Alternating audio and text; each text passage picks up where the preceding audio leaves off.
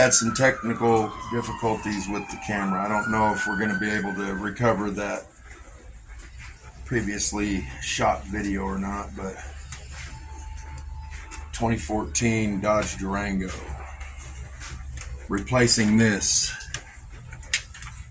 And this is your oil cooler and your antifreeze cooler also. Minus the mud dauber. Yeah, minus the mud dauber nest. Pretty amazing. So I just here I'm gonna run the vacuum across that real quick.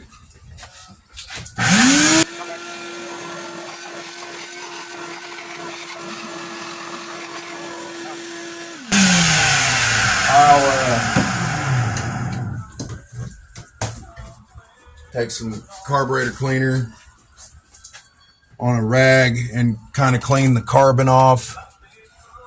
Really, this is kind of a dangerous point because these ports, these go right down into the engine and don't have any nuts and bolts or, you know, your high school sweetheart's ring or what, I don't know. Just don't drop anything down in here because it seriously goes into the engine, and that could be a bad thing. So it causes catastrophic failure whenever it goes to be started up after it's reassembled. So I'm going to clean them. I'm going to clean the intake ports up there just a little bit.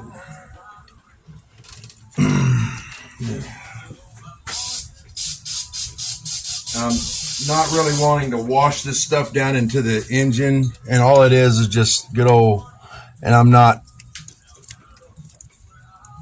you know, it's just carburetor and choke cleaner.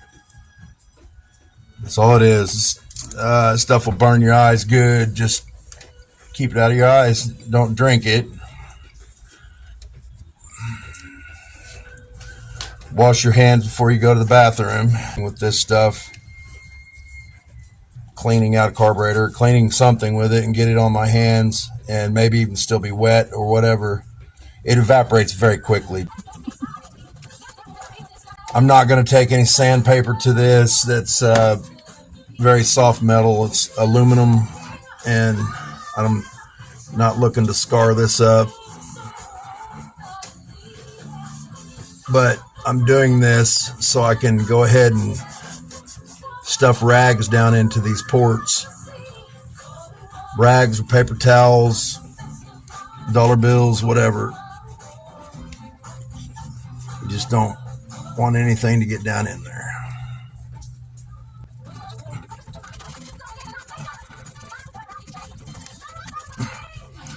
It's crazy to think that that mud dauber's nest. I hope it broke. Yeah, it broke, but it's weird because, I mean, this is a used vehicle, and I'm not saying that they drove it every single day, you know, but they drove it enough to rack up, you know, a little bit less than average miles. Sorry, guys, my ladder slid. Anyway, it's crazy to think that that mud dauber wasp was, and he found his way underneath of all this stuff to get down in here to put a little nest in there. But I'm gonna get that too in the vacuum cleaner because I don't want that getting down in the motor. Here in a minute, I'm about to take that cooler out.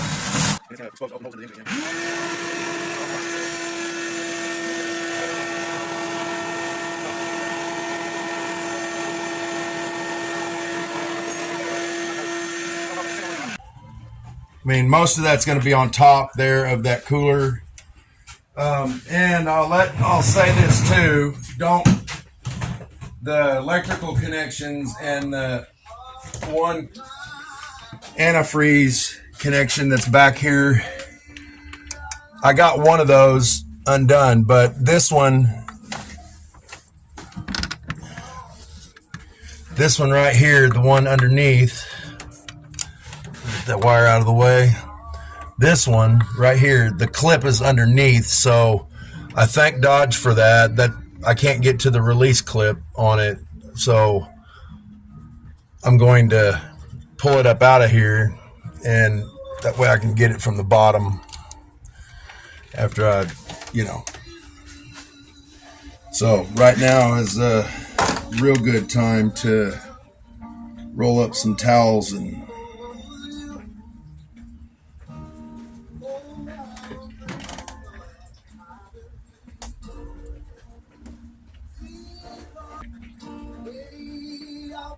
that is not Otis Redding. Who is that?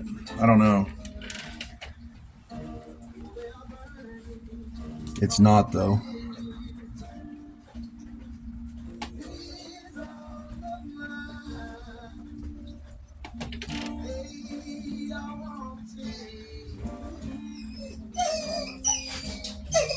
What are you doing? What's the matter with Bosco? See his girlfriend or something? I guess. He's telling me it's time to do chicken stuff. Bosco, we can't go do chicken stuff right now. We're in the middle of Durango stuff. Yes, definitely was ready. I mean, I guess it is. No, it's not. Mark or Sarge or something. Anyway, I knew that one. Post ring.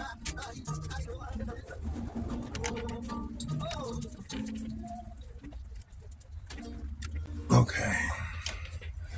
I believe that'll get it.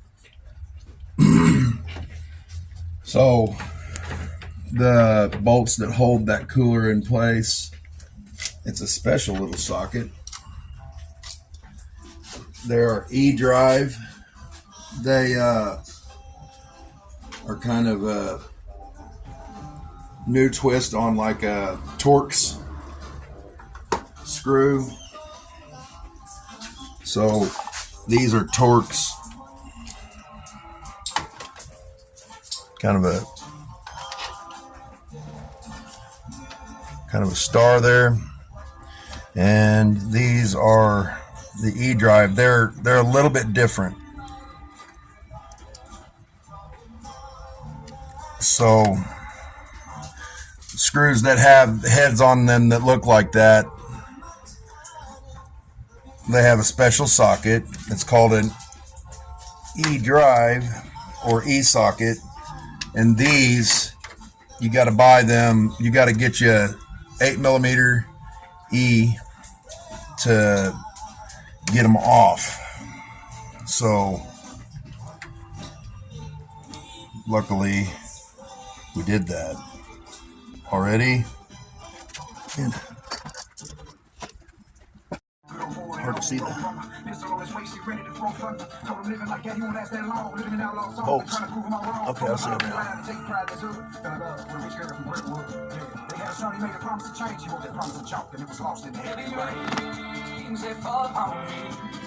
As I made my last request, things my daddy did for me, they're still ringing in my head. Like father, like son, like father. These bolts, when we go back in with them,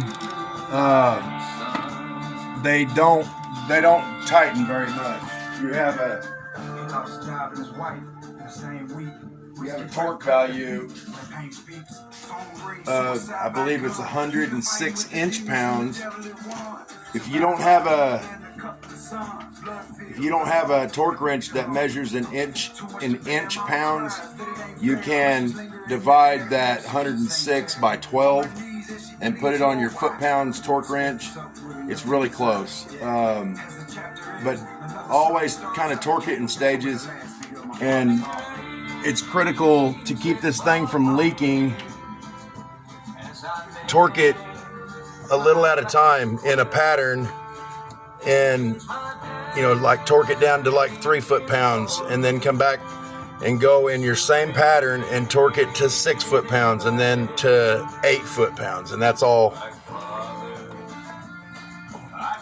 that you gotta do. I believe that these are captured bolts. come out of this unit.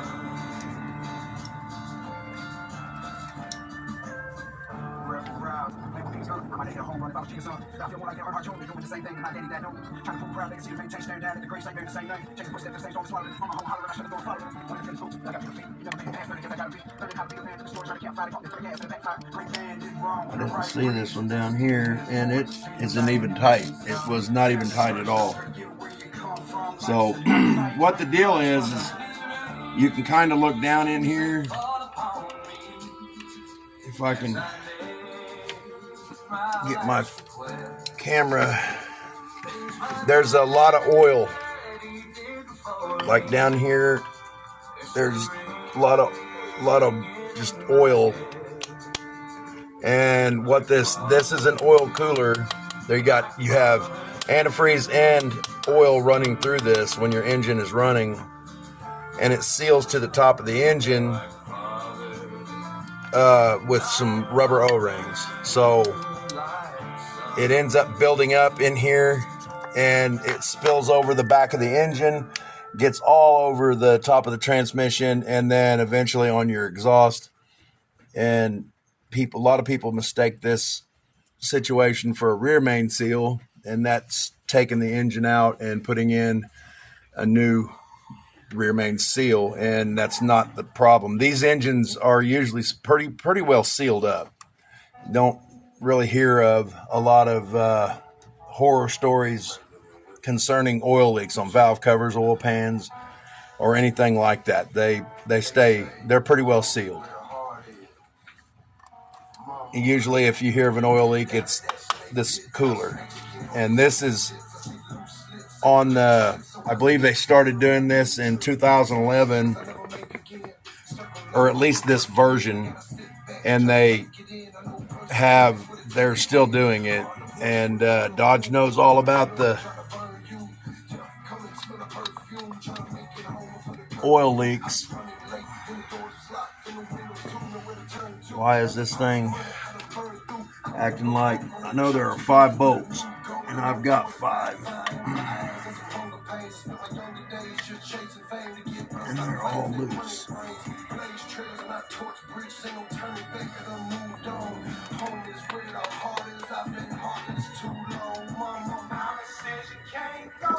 Yeah, my drop light dropped and broke the bulb, so this is what I had to get this off of my desk. Why is it not?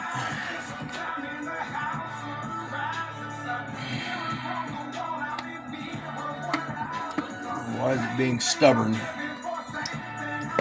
All of my bolts are loose.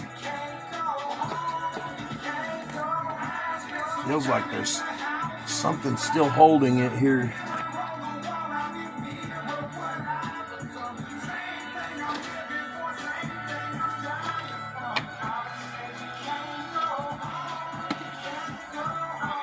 Maybe it's just sealed down into the engine that way. I'm not sure. There. Well, that kind of blows my idea of turning it over to get that. I'm going to grab that vacuum cleaner again.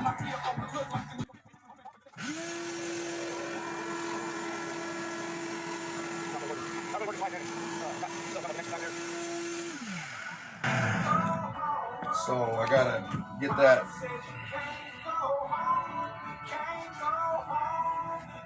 hose clamp off and that other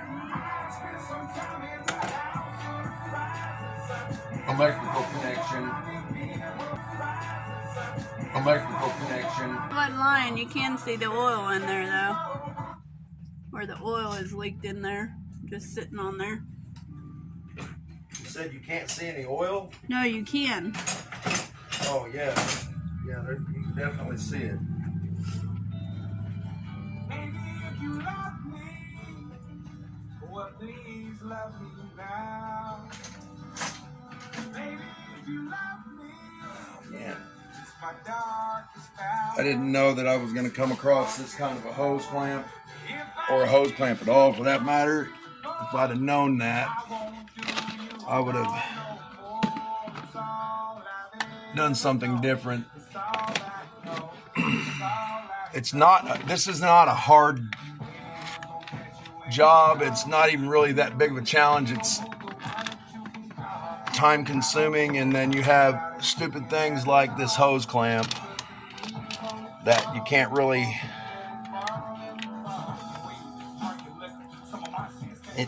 you have to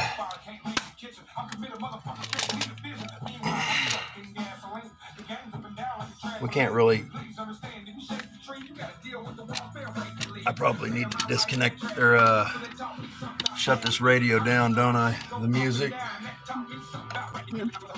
Yep. Well, I guess I'll be right. I don't know.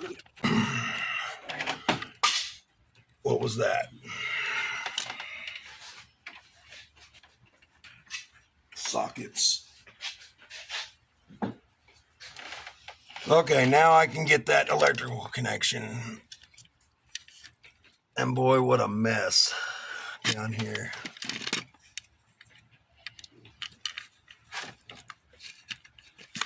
All right.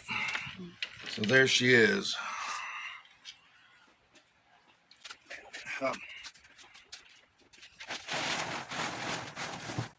Anyway,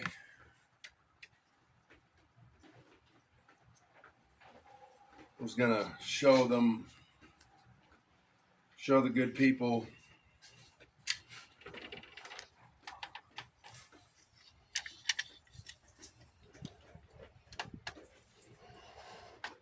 so these are O-rings that fit down on top of all of these ports. There are four different, well, there's five actually. You've got the one that was tough for me to get out. And it's awful grimy down in there, man. Thank God for oil filters. And it has been leaking coolant too. Or at least I have been noticing a smell of antifreeze after we drive for a little while. And your antifreeze comes in here and goes back into the engine right here, and then circulates, goes through the radiator, back across the thermostat, back through the engine to cool it down and all that. So it's obvious these seals are flat. They're not even doing their job anymore. Let's see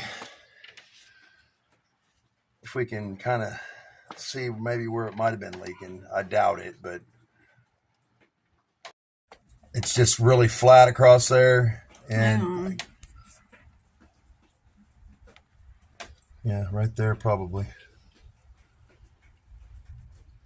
It's real flat there. You can't even feel the O-ring there. At least with these bigger ones, and that one's the same. It's flat across there too.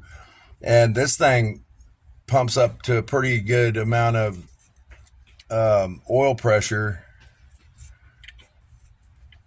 I've seen it as high as like 68 psi on the oil pressure. But anyway, point is it leaked and it fills up this valley and it spills out onto the engine and causes bad issues. I'm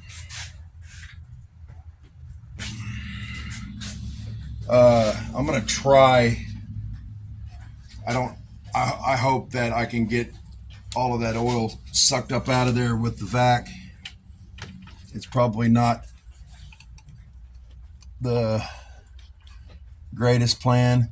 But see, another thing that I hate about these engines is if you blow this hose, this antifreeze hose, you've got to take this thing down all the way to here to get that. And that's a lot of work just to replace a hose. I don't know any other way you could do it because you've got a hose clamp that you got to get to. Anyway, it's a job, definitely. I don't know any other way to get this out except for I don't have any real absorbent rags. but these holes, they go down pretty deep. And so there's quite a bit of oil here. I'd say there's every bit of a quart of oil that is spilled, of oil and antifreeze that is spilled in here. So I'm going to try to move these connections out of the way and roll the dice on the shop vac. I hope I can get it, because I don't know any other way to get that stuff out of there. It's just an awful mess here. So now this is not down inside the engine, down inside the engine where all the mechanical stuff is at, your pistons and crankshaft. And this is just in the open air, pretty much on top of the engine. So man, I hope I'll try something here. I don't know if this is gonna work. I doubt it. That did not work. Check it out. Not really the best I can do. Stop that. All right.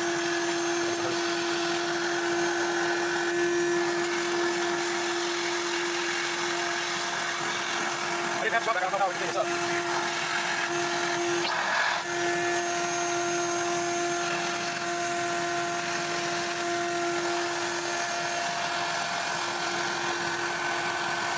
It's gonna take you a little while. Got mud and whatever else that is. Definitely don't want to get done over.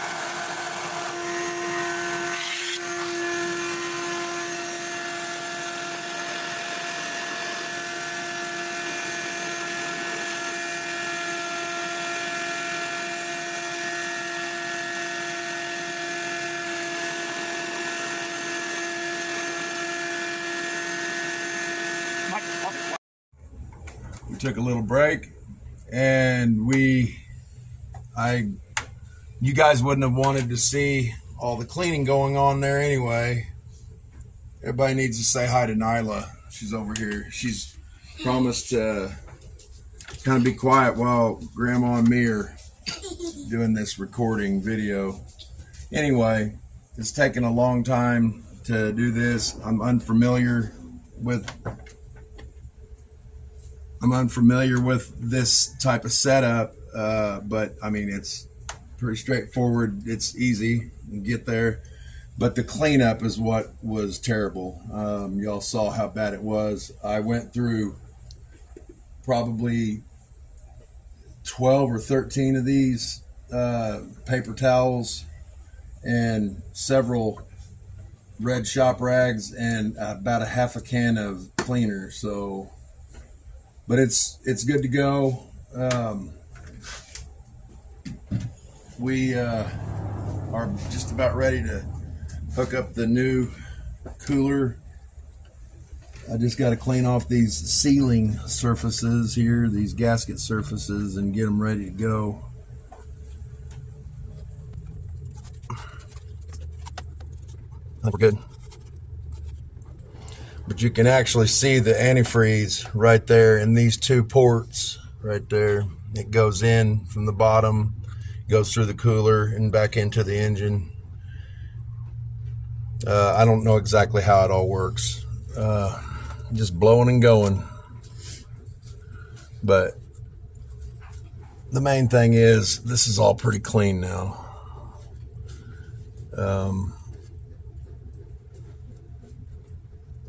I know a lot of guys that wouldn't have even bothered going this way and cleaning it all up.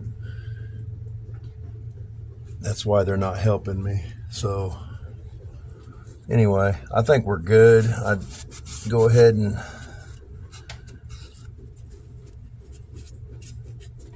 this stuff is just everywhere, man.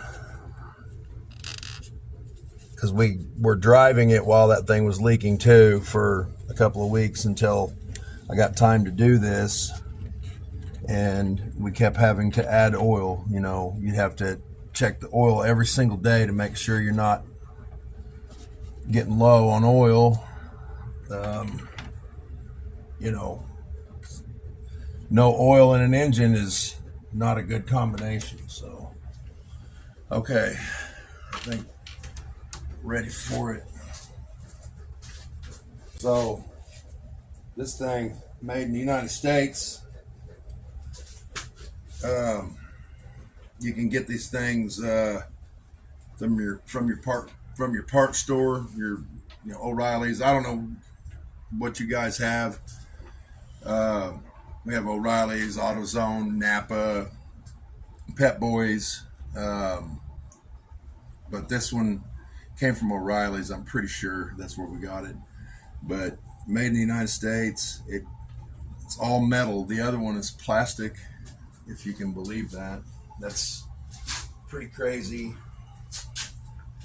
The Dodge product, the one right here, it's black plastic, and the seals go bad underneath, and obviously causes a leak.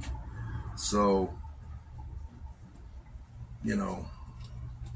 it held for all this time, 10 years. So this one, the metal one's gonna probably last the rest of its life.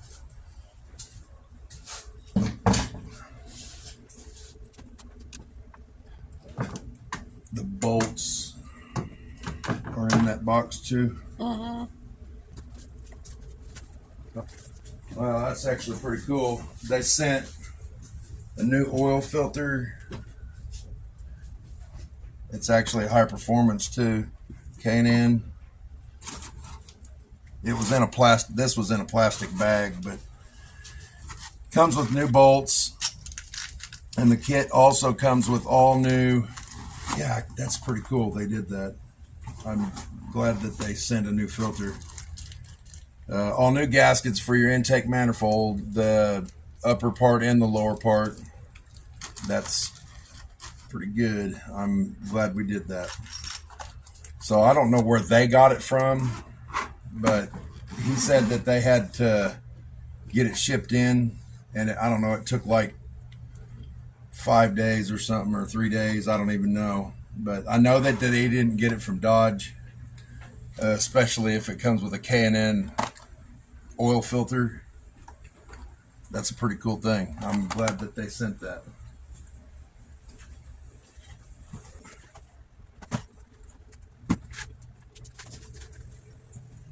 So you can kind of see what I was saying on the bottom here. The ones on the other unit, these seals, these rubber O-rings were flat, and they were pretty flat to, like the plastic on that one. This one's metal, but they were smashed down flat, and that's where all the leaking was happening. They provided an O-ring here for this one. That's just your engine oil coming up to be filtered, and then it comes back through one of these ports and goes back into the engine. I'm not exactly sure of the routes that they take, but it's pretty cool that they did this. I've even heard of these on the plastic ones blowing out, and it's coolant. They blow coolant everywhere, and it overheats the engine, and you got troubles. But this is all brand new cooler, and it's good to go. So I'm very happy with it so far anyway. And crazy, I mean, at least I can see the clip on this one, the one that Dodge provided for us. This surface was on the bottom, and I couldn't get to that release tab, but we're good. It comes with new bolts.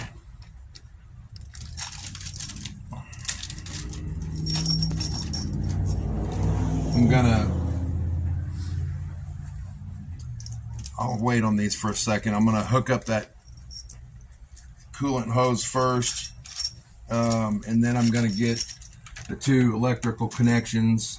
They should just snap right into place pretty easy.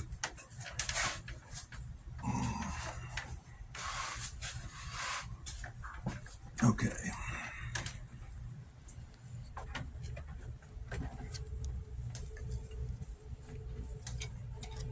Yeah, this is going to be another job if this coolant hose ever blows on here. Got to take it down just like this, just to replace that hose.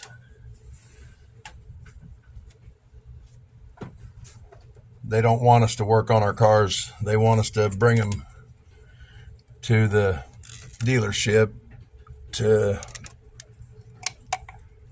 get worked on.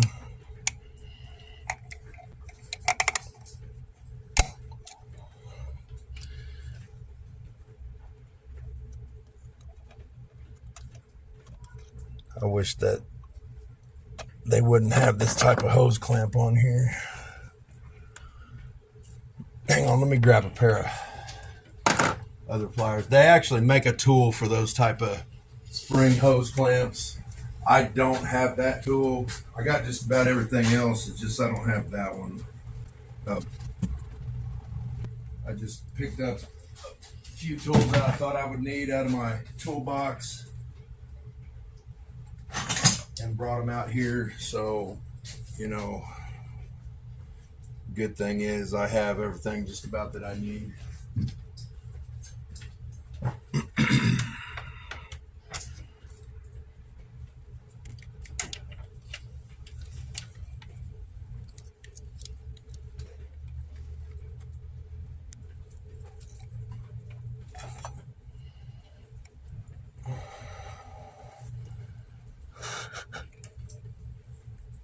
Thing doesn't want to move back past that. That's what scares me, is that hose is kind of bulged out. I don't have another hose, and if I would have known that it was set up like this, I would have gotten, well, it's a formed hose and it goes into the heater core, so that's an expensive item.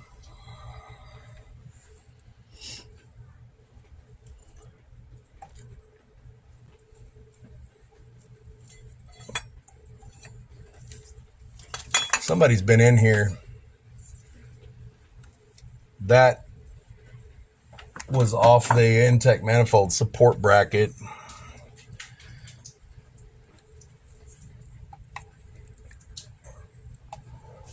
Get her back there so I can slide that nipple in there.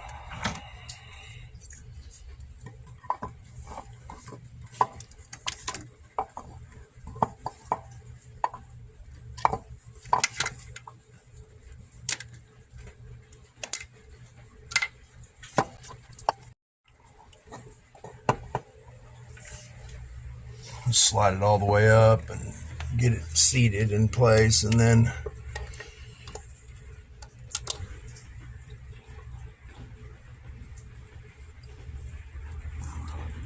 just wiggle the hose clamp into place.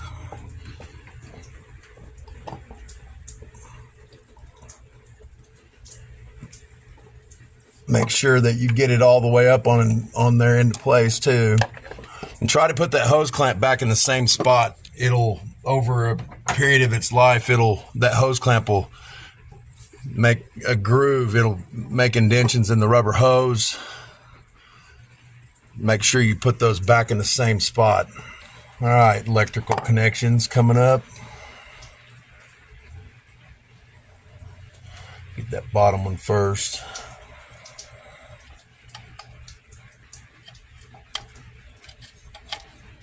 Maybe.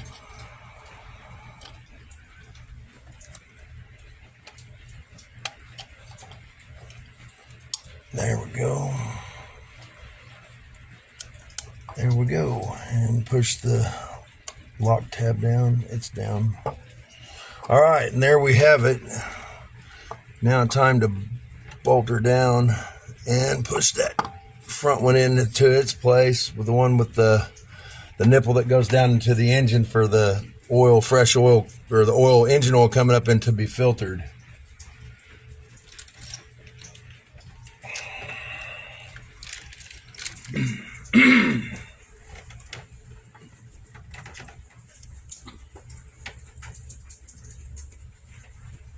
Okay, the good thing about, oh yeah, and I'm pretty sure that the other two sensors that are inside there, I'm pretty sure that they are NOx sensors. It's for the computer, but make sure that you don't get those wires caught between the bottom of this and the engine when you're tightening it down, because that would probably be a bad deal.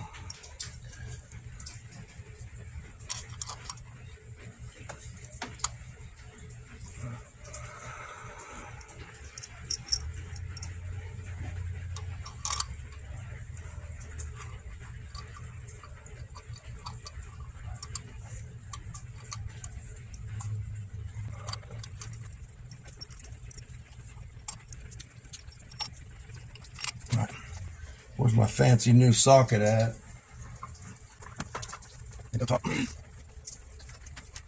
Okay. So this is where it's going to get interesting, because this is what I was talking about a while ago. I'm going to have to go get my torque wrench out of my toolbox here in just a second. And I have both. I've got a foot-pound torque wrench and I have a inch-pound. But right now I'm just getting them all to get the threads started on them. I'm not tightening them down at all.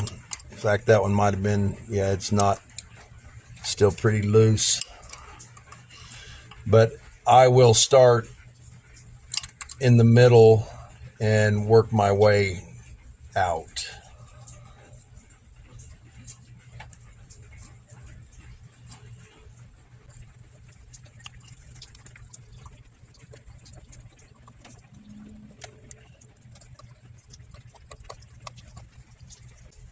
Okay, still pretty loose. All right, I'm gonna run and go grab my torque wrench real quick. I'll be right back. All right, well, I looked it up online to kind of confirm, and it is a little bit different. It's still doing it in a star pattern though. I'm going to start with, and they say the book on this says that it's supposed to be 20 foot-pounds. Okay, well, what the number that I've come to in my mind is, because I don't want to snap those bolts off, obviously. So I'm going to go with, I'm going to do them 3 times around. I'm going to start at 120 inch-pounds and tighten them all down, which that is 10 foot-pounds. And then I'm going to bump it up to about 15 inch-pounds and go around and see how they feel. If I think that feels too tight, then I'm going to stop at probably 15 or 17 foot-pounds, or foot-pounds. So let's get going.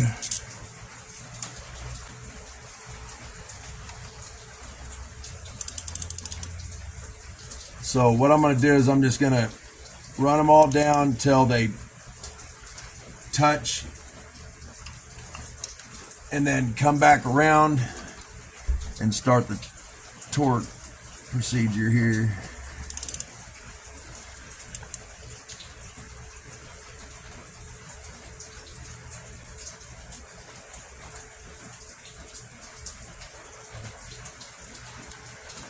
This thing has 5 bolts, 5 little bolts. They're real small bolts too. They're about 3/16 of an inch in diameter. So that's the third one. So jump back down here to this one.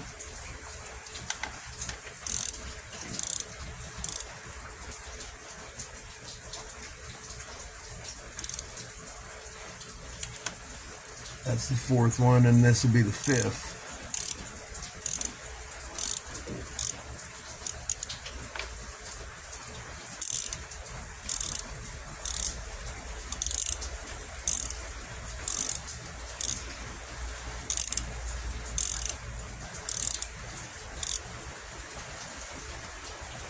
Apparently that one touches. So start over at 1, and it's loose now since I got the other 4. All right, it's touching again.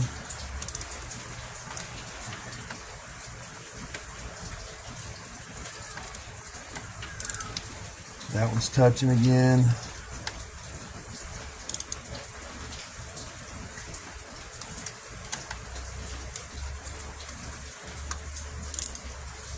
This is so it can be tightened evenly and flat, because you don't want to tighten, you know, all the bolts on this side and then come over here and try to tighten these bolts, because it will never seal and you'll probably break something. It's very critical that we do it according to instructions, because you don't want to redo it, you don't want to tear it up. Okay, start back at 1. Okay. This one's loose again.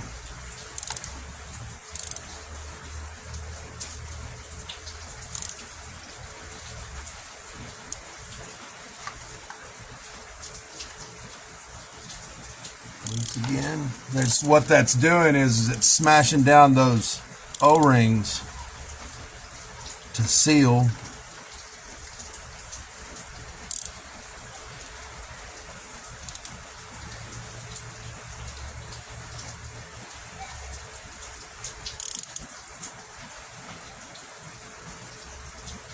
Okay, start over again.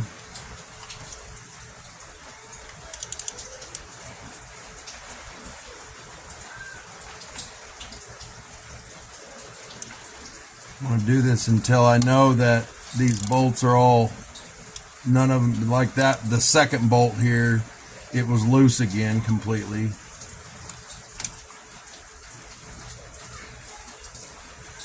That one was pretty loose again.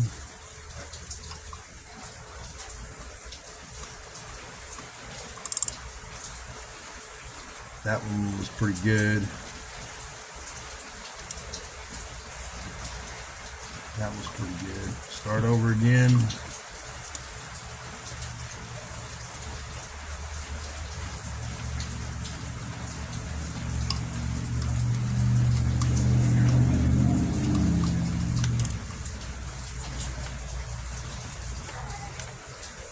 That one was kind of loose, not as bad as it was before.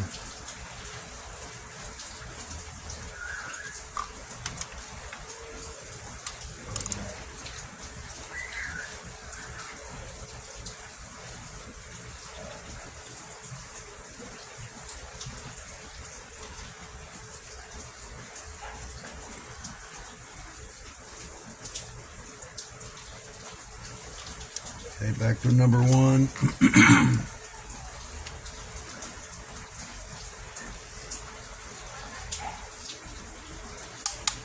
There it went. That popped. That's 10 foot-pounds or 120 inch-pounds.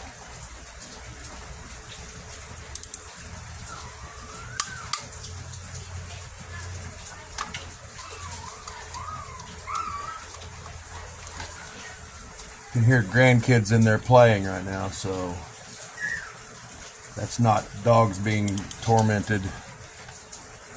Or grandkids. Or grandkids being tormented, yeah.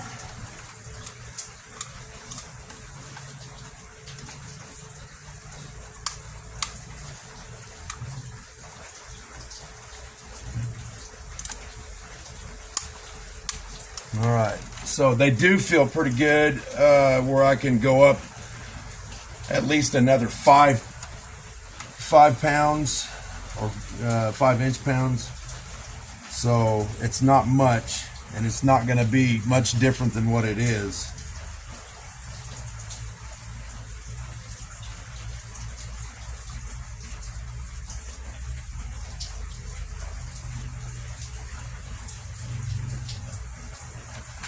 Okay.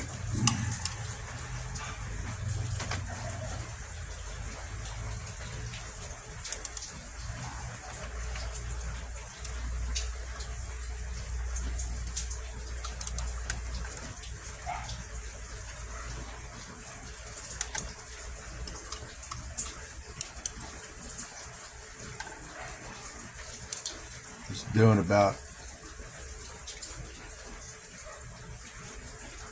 Man, that feels crazy. I don't like that.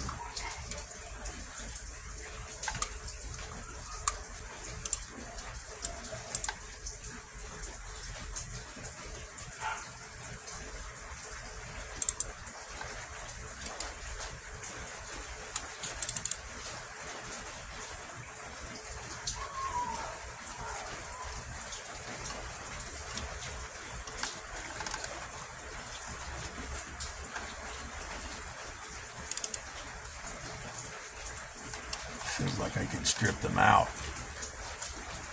So I'm going to back them off. I'm going to back them off to 13. And if it leaks, I'll take it apart and I'll tighten them. But I just don't want to break a bolt off in the. I should have probably completed that round.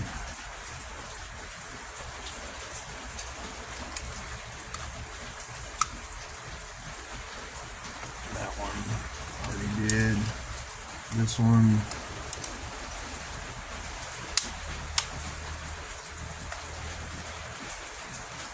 That one torqued at 15. First. Why did it torque first?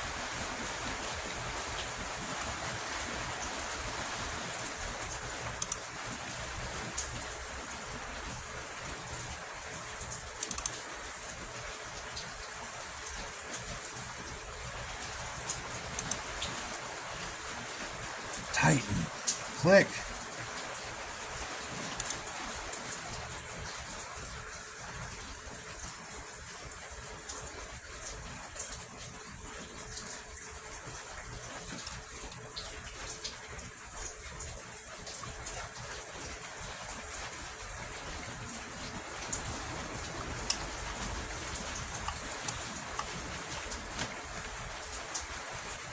Okay, so I'm going to back them off.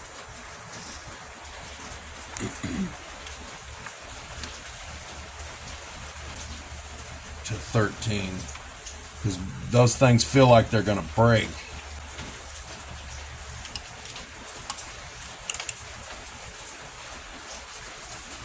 Even at 13.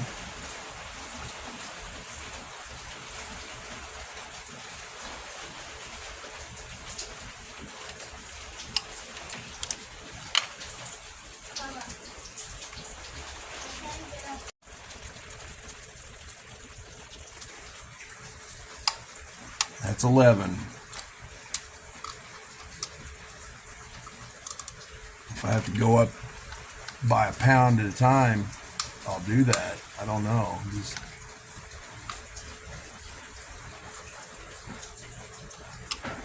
not comfortable. And I mean, they're clicking easy at 11, so I know that they're more than 11.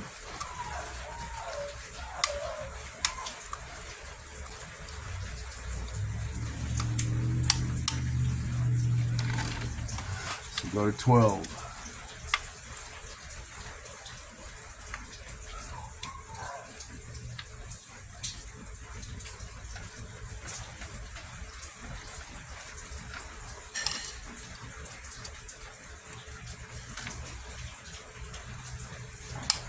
Okay, that one moved. That is 12 right there.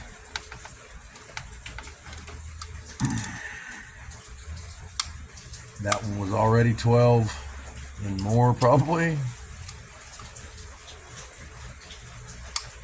That one's 12 and more probably.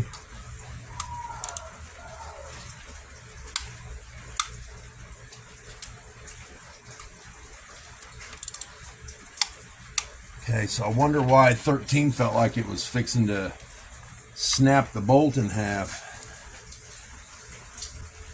I just don't want to mess this up. This is our only transportation for the time being, because my truck, I'm trying to get a transmission fixed in that.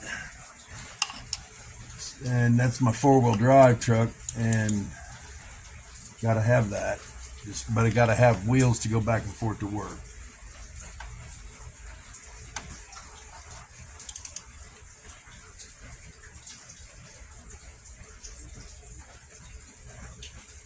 How does it do that?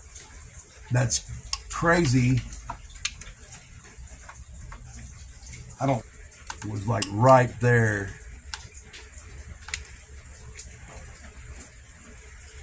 I don't.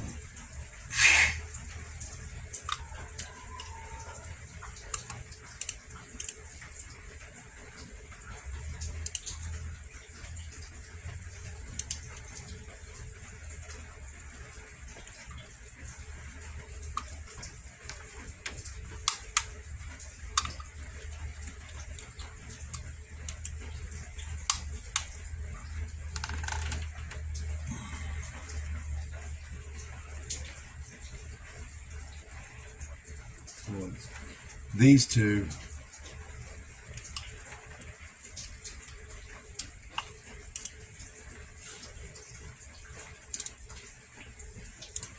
Come on, pop. I'm not. That one's good. That one's good.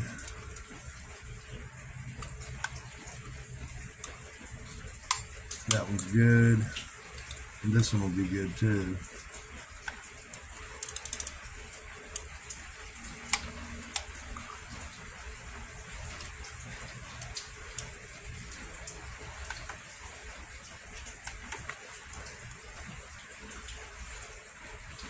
I'm done. I'm not going any more on it. I'm satisfied with that. I feel like it's gonna break or strip the bolt hole. It just feels off to me. So I've done enough of these to know when to stop. It'll probably be fine. I saw another guy on YouTube, and he went through something very similar on his, and he tried two different torque wrenches.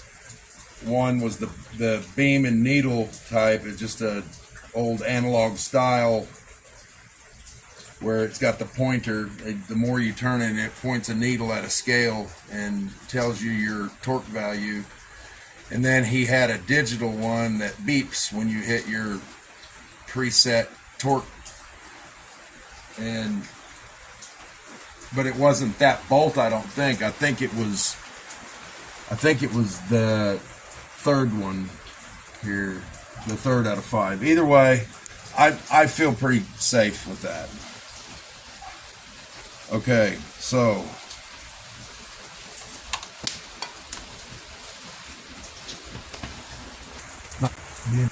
I just pulled all my rags out of the intake ports and kind of wipe them real quick. But you know, they've been in there for long enough that they would have absorbed any warmth that the engine had in it, and you would feel some kind of warmth. And they're not. The engine's dead cold.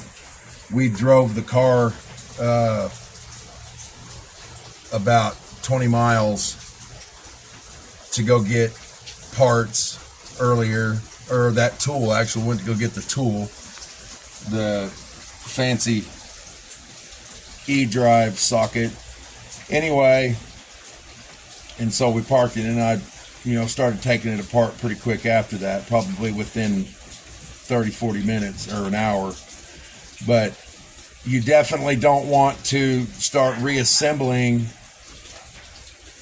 this, or any engine that has any aluminum components, because if you've got carbon-based bolts, just regular metal that sticks to a magnet, or stainless steel bolts, or whatever, and if the engine's hot or has any warmth to it at all, that's going to change torque specs for one, and you could possibly tear the threads out and strip out the hole. So you don't want to do that.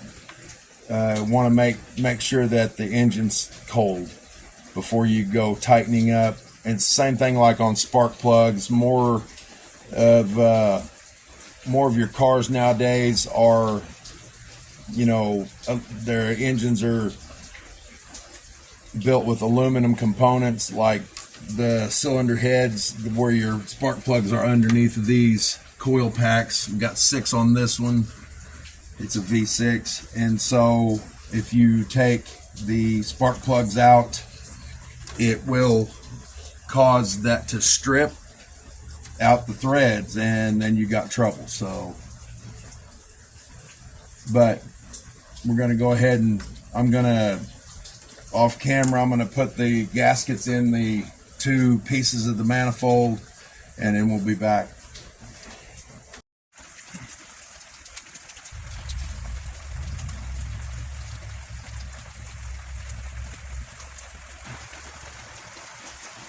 All right, here we go.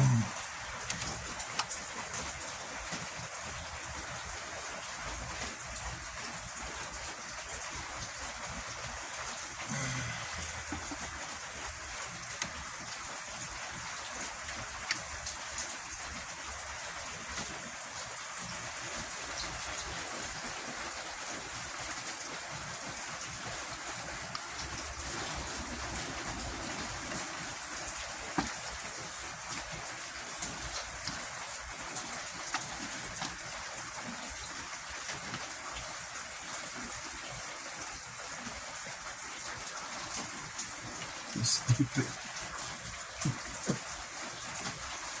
It's so cheaply made, man. They don't have any more. They don't even have pride anymore in making cars like they used to.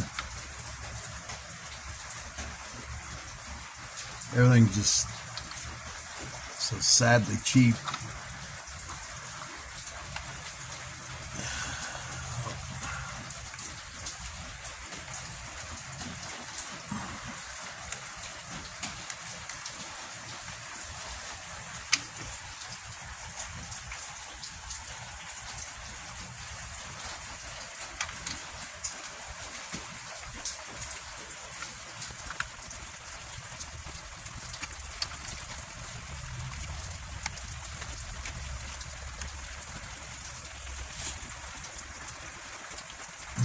Okay. Time to torque them bad boys down. Well, get them tight and then torque them down.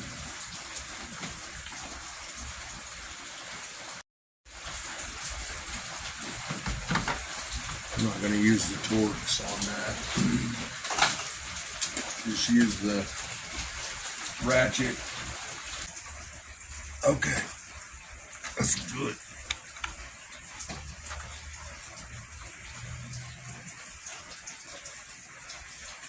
She said 106 pounds, huh? My lowest setting is 120.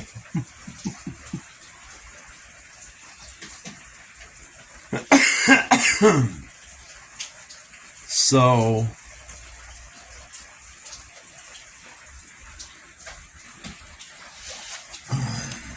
whatever. Where's my other little ratchet so I can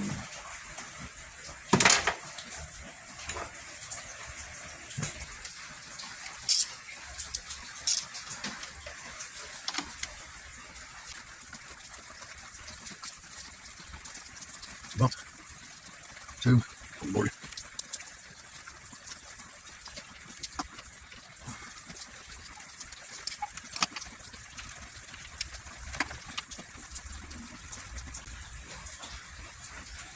Boy, tighten them down like this don't seem right.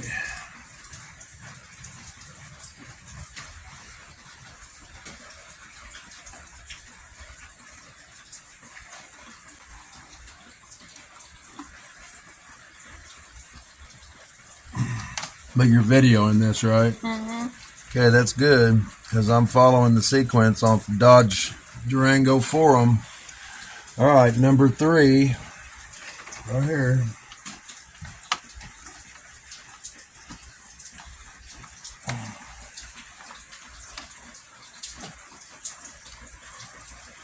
Four. That's bizarre.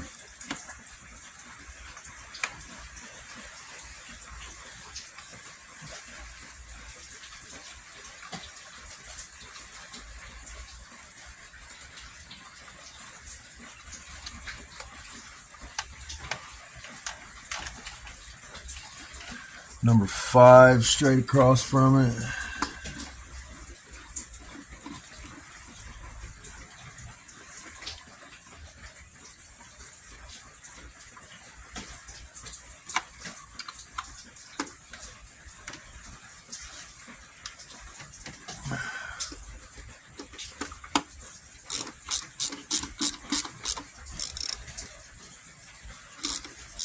Six right here.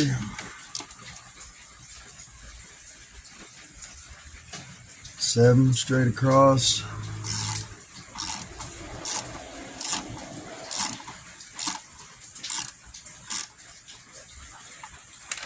One more.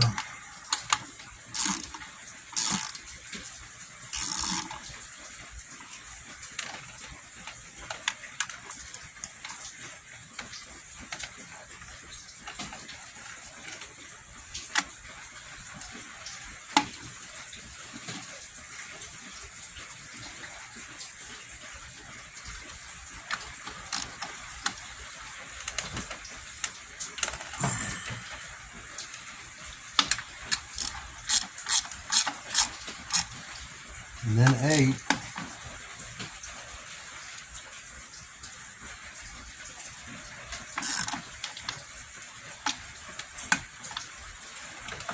Hear that? Mm-hmm. That click? I don't like that.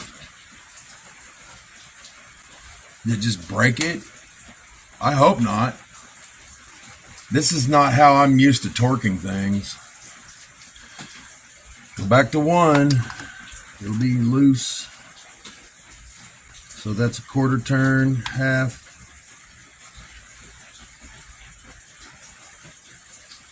Three-quarter. Number 2.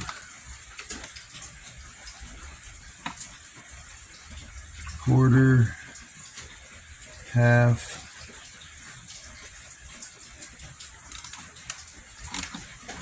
Three-quarter, more or less. Number 3.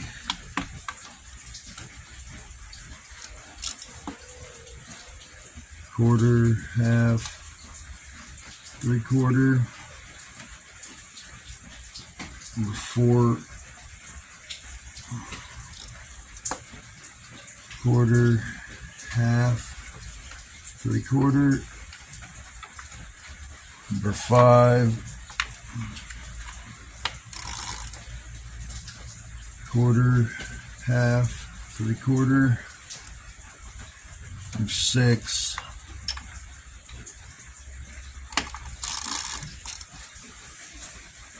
Quarter, half, three-quarter. Number 7. Quarter, half, three-quarter.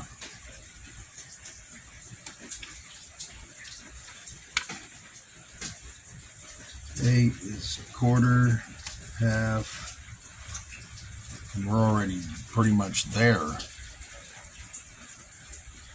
All right, torque wrench.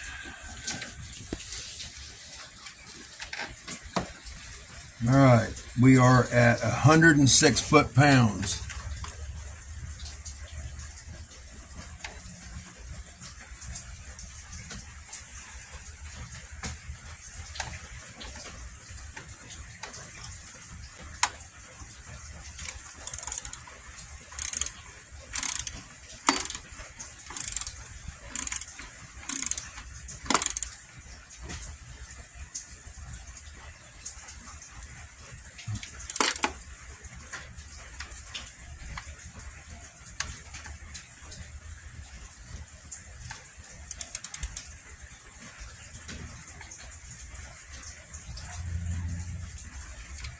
Go to number 2.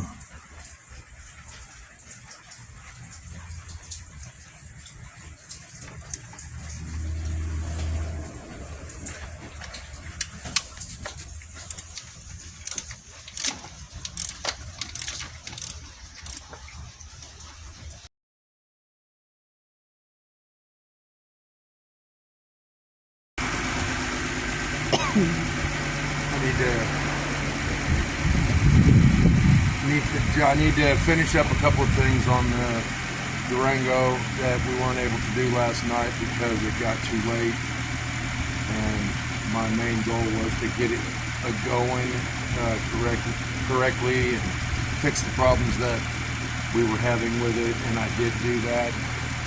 Now I want to make sure that I've got all the air bled out of the cooling system, because that you get air trapped in there after opening the cooling system up. It'll tend to overheat, and you kind of purge the air out of the system, and it'll correct everything that's going on with your heater.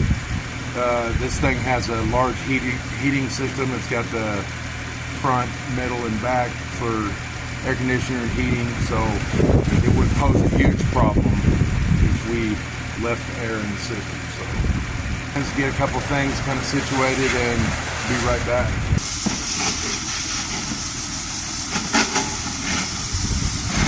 We lost a little bit of coolant last night because I had to purge the air out of the system, and you're always going to lose some when you open up the cooling system. So got to get that cleaned up off the engine and in the engine bay. I don't really like the kind of thing. It'll eventually dry up, but it also deteriorates body panels if they're plastic. Unsightly. The whole thing is sitting on plastic and other rubber hoses and stuff. It's not really good for it. So get it all kind of cleaned up, looking better.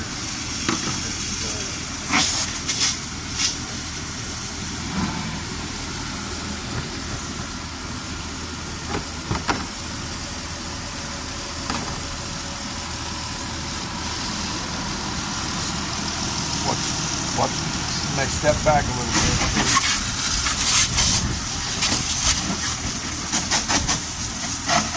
Don't really like to soak the engine. If you're ever going to, put cold water on an engine, make sure it's running so it evaporates it off pretty quick. Because cold water against hot metal can cause things to crack.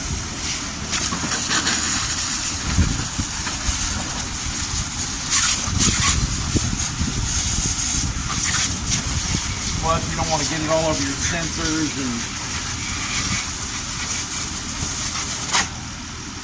Okay, well, I think that's good for now.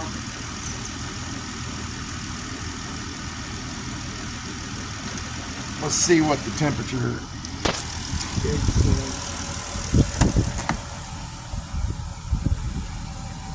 We still have a little bit to go.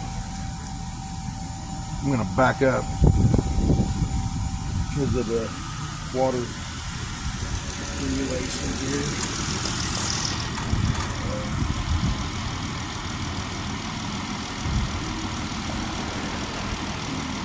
Pull forward. I think I'll pull forward.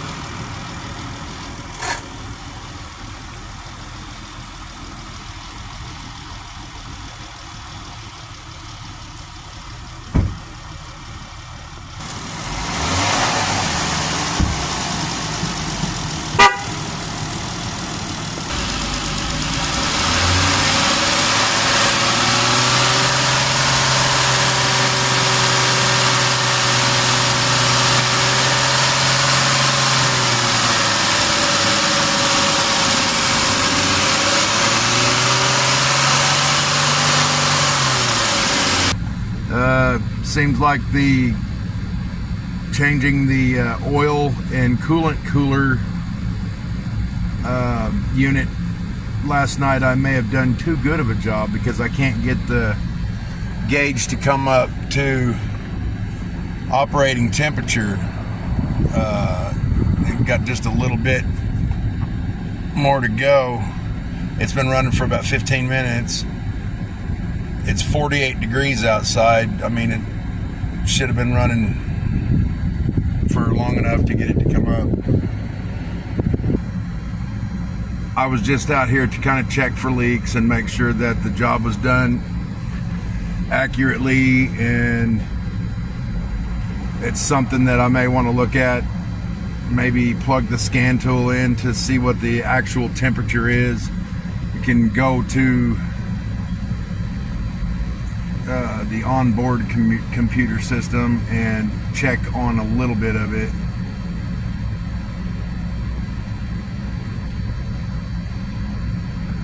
Oil temperature is 147. Transmission temp is 86. And got 48 pounds of oil pressure at idle.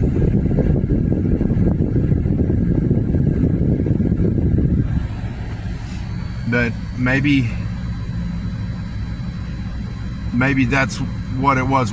Since we got the vehicle, that thing has been leaking. I suspect maybe this is what it's supposed to be like. I don't know. We'll have to check. But all I know is that the engine fans are on. I can hear them running.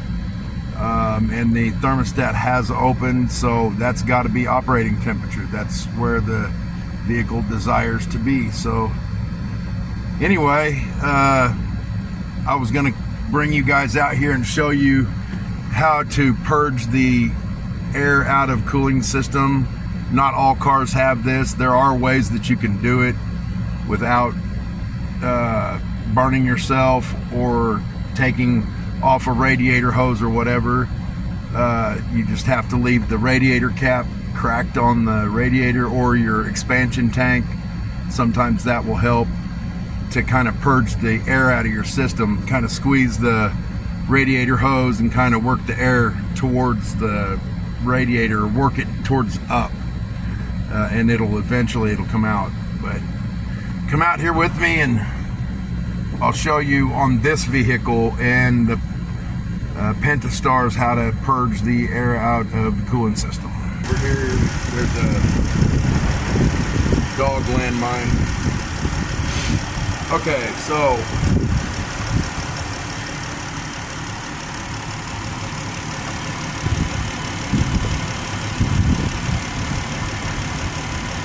just loosen this one just enough.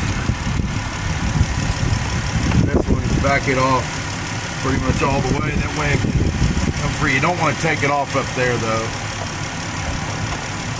on the throttle body.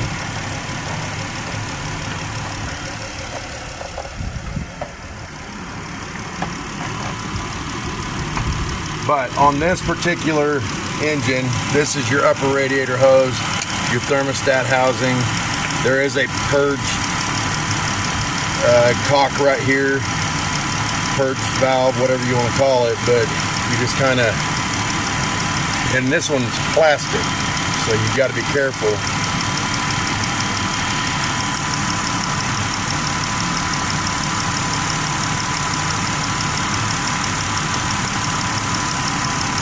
Right now I've got it open and there's no coolant coming out of that, so there's a little bit of air still trapped in there. You do that until coolant comes out and then close it back off. Don't go crazy tight with it because you don't want to break it or strip it out. Just tighten up. So, and then keep an eye on your temperature gauge. Feel your heater, make sure you've got good heat coming. And if you do, everything looks good there, then you've pretty much got all the air out of your system. But this turned out it's a successful repair. Hopefully we don't have any more issues with it. I wish there wasn't so much plastic. You know, you got your upper intake manifold and you got the lower part here too. Both of them are plastic. You're torquing these bolts down into the other plastic piece. And it's a recipe for disaster, quite honestly. I don't like that. And the replacement parts are pretty expensive. And you just gotta kind of use your judgment. Just get them tight, evenly tight, in a correct sequence, and you'll be good. But anyway, I appreciate you guys tuning in here with us and spending part of your day with us. We really appreciate it. Like I said earlier in the video, I'd like to see where you guys are from, where you guys all hail from. So if you put that down in the comments, I'd really appreciate that. So with all that being said and done, I appreciate you tuning in, and we'll see you next time.